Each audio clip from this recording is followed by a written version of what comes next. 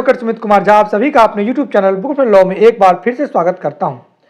आप सब जानते हैं कि मेरा चैनल लॉ से रिलेटेड है। इस पर हम कानूनी जानकारी देते हैं, हम लोग लीगल प्रोविजन को डिस्कस करते हैं।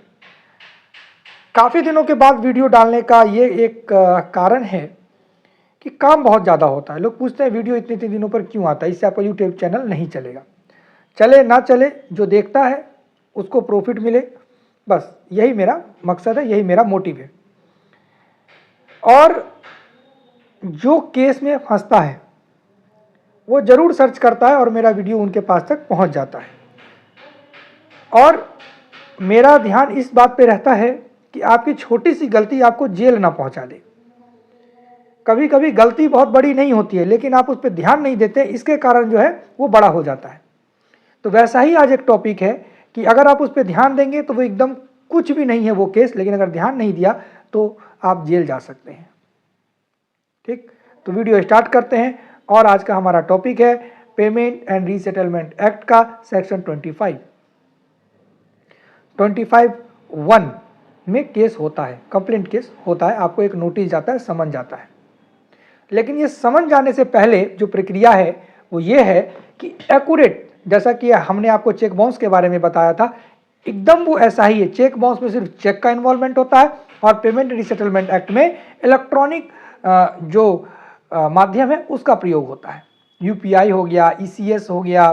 ठीक है, कोई आपका एग्जांपल से जान लेते हैं। आपने एक लोन लिया जिसका ईएमआई आपको देना था ऑनलाइन, वो कटेगा पैसा, आपने ऑटोमेट पे रखा था कि 5,000 रुपया मंथली मेरा यहाँ से कटेगा, जिसको कि हम मेंटेन रखेंगे। आपने मेंटेन नहीं रखा, 5,000 रुपया कटा नहीं। तो जब 5,000 रुपया नहीं कटा तब वो आ जाएगा पेमेंट एंड रीसेटलमेंट एक्ट के अंदर, और इसके तहत आपको नोटिस किया जाएगा विदिन 13 डेज। उसमें रीज़न बताया जाएगा कि आपका जो जैसे चेक बाउंस हुआ है वैसे ही इसमें ही बताया जाएगा कि जो आपका पेमेंट है वो बाउंस हो चुका है।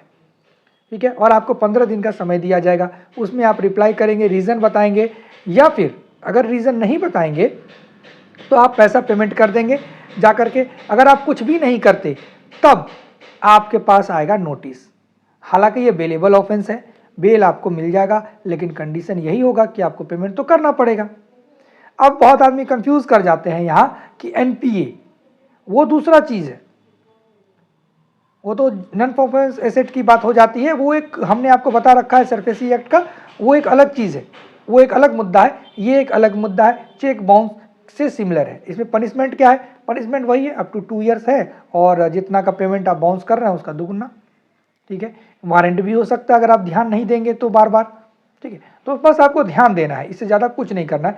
अपनी बात खुल के रखें कि हमारा इंटरेस्ट रेट गलत है, हमसे ज़्यादा पैसा लिया जा रहा है, इसीलिए हमने मेंटेन नहीं किया, या कुछ समय हमको दिया जाए। जो भी आपकी इच्छा हो वो आप उसको रिप्लाई कर दिया करेंगे तो आप बचे रहेंगे। और वक्त पर अगर आप बेल ले लेते हैं तो भी आप बचे रहेंगे। आपको बार बार समन हो रहा है, आप ध्यान नहीं दे रहे हैं, तो ऑफकोर्स वारंट इशू हो जाएगा, फिर आपको बेल लेना पड़ेगा, हो सकता है जेल भी जाना पड़ जाए।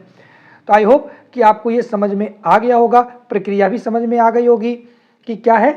पहले आपको एक नोटिस जाएगा, उसमें विदिन 30 डेज रीज़न बताया जाएगा। उसके बाद 15 दिन में आपको जवाब देना होगा। जवाब दिए तो ठीक, नहीं दिए उसके बाद ये नोटिस आपके घर पे जाएगा। उसके बाद वो कंप्लेंट कर देगा और कोर्ट की प्रक्रिया चालू हो जाएगी। तो मिलते हैं किसी नेक्स्ट वीडियो में। आज के लिए इतना ही। जय हिंद।